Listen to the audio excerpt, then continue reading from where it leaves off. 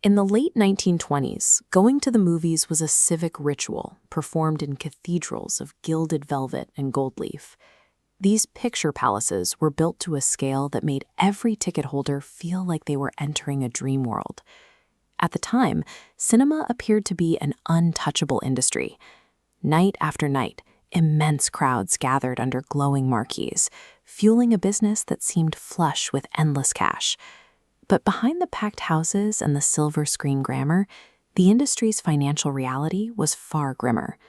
Behind the scenes, the major studios' ledgers were bleeding red.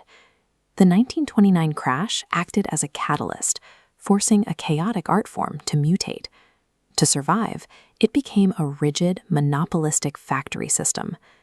The glamour of the 1920s rested on a precarious economic foundation, a system of high debt and low cash reserves that was totally unprepared for a sudden liquidity crisis. This vulnerability was driven by the talkie revolution. The transition to synchronized sound was a massive, unavoidable technological disruption that hit every studio at once. This transition required immense capital. Thousands of theaters across the country had to be physically rewired with early sound projection equipment, like these complex Vitaphone systems. On the production side, the costs were equally staggering. Studios had to build entirely new, soundproof stages, using heavy, restrictive camera booths to isolate the noisy equipment from the microphones. To pay for this massive new infrastructure, studios borrowed millions from Wall Street. Almost overnight, the industry became heavily leveraged, carrying a debt load that would have been unthinkable just a few years prior. This debt meant the studios were now trapped by their own growth.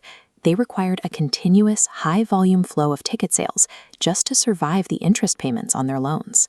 The revolution of synchronized sound had unknowingly created a financial debt trap, set to spring exactly as the global economy began to collapse. When the market crashed in October 1929, it triggered an immediate destruction of Wall Street capital. As panicked investors gathered outside financial hubs, the cheap credit that Hollywood relied on vanished. Initially, Hollywood executives responded with arrogance. They believed they were depression-proof, reasoning that even in a downturn, people would still pay a few cents for a few hours of escape. For about a year, the data seemed to back them up. Ticket sales held steady through 1930, creating a false sense of security while the rest of the country's economy unraveled. By 1931, the reality of the breadline finally reached the box office. As consumer spending power evaporated, theater attendance began to plummet, leaving the studios with empty houses and mounting debts. The collision of massive sound transition debt with the sudden evaporation of ticket sales destroyed the studio's liquidity, pushing them toward a total breaking point. This revenue collapse immediately crushed the smaller, independent film producers. Without cash reserves or access to new loans, their businesses folded within months. Even the industry's titans weren't safe. Many found themselves in receivership, a state where they could no longer service their debt and were forced to hand control over to their creditors. Industry giants like Paramount and Fox fell into financial ruin. Control of these physical production lots shifted from creative pioneers to the banks and committees tasked with recovering the debt. The experimental, decentralized Wild West era of the 1920s was permanently wiped out. In its place, a new, more rigid corporate structure began to emerge. To avoid total bankruptcy, the surviving film companies had to fundamentally restructure. They didn't just need better movies, they needed a system that guaranteed profit. The survivors consolidated into what became known as the Big Five: MGM, Paramount, Warner Bros., 20th Century Fox, and RKO. Their strategy was vertical integration, a model where a single corporation owns every step of a product's life, from its creation to its final sale to the consumer. The first pillar was the production lot. The studios owned the physical cameras and stages, and they kept the talent, the stars and directors, under strict, exclusive long-term contracts. The second pillar was distribution. The Big Five controlled the logistical networks that shipped the physical film reels, effectively deciding which movies would actually make it to market.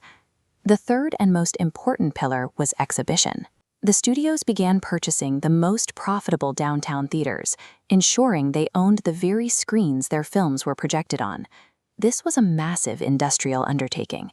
As this aerial view of the MGM lot shows, the Big Five built literal cities devoted to production, housing everything from carpentry shops to chemical labs.